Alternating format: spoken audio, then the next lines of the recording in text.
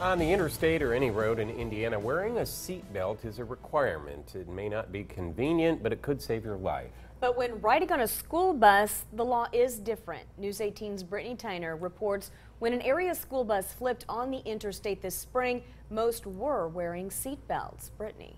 And thanks to those seatbelts, injuries were minor. In a special series over the next 2 nights, News 18 explores why most children are not strapped in going to and from school and what it will take to give everyone a safer ride.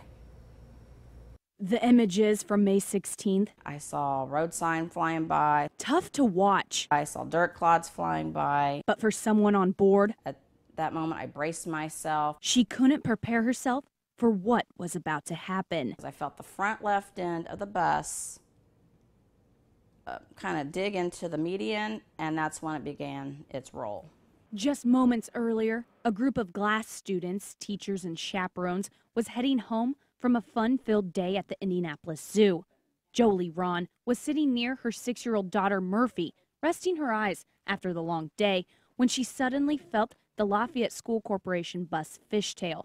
All she saw was a flash of white. I quickly closed my eye again because I didn't want to see what was going on. Really, I did not want to see that.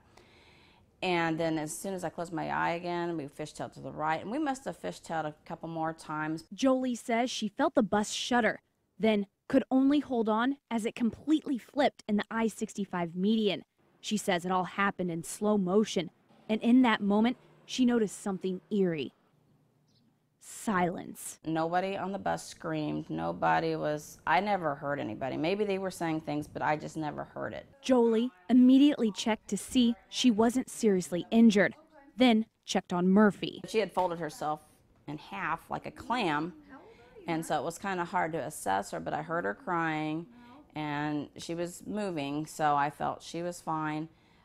Just by observation and being her mother, I could tell that she was all right. Jolie and Murphy, along with 4 more special needs children and 6 more adults, were taken to the hospital with minor injuries. Jolie says the only reason the injuries weren't worse, seat belts. And we could have had some serious injuries and maybe possibly fatality or 2.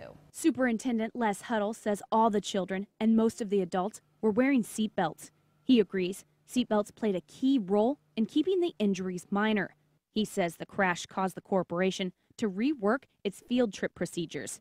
Now, adults will need to provide emergency contact information too. If that emergency contact was one of the other riders on the bus, we didn't have that second and third person in line that we needed to contact. Plus, Huddle says the corporation now has an emergency kit filled with contact information that the responding administrator can take with them.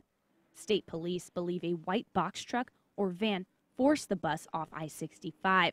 That driver did not stop, but Jolie will never forget the people who did stop to help. I guess they were just focused and they had to do something because this was just totally unreal. Unreal to know that despite these images, seatbelts kept this a safe ride for her and her daughter. So why don't all school buses have seat belts? Tomorrow, in part 2 of A Safer Ride, I speak with lawmakers about why it hasn't happened yet and if the LSC crash moves lawmakers forward on the issue. Brittany Tyner, News 18.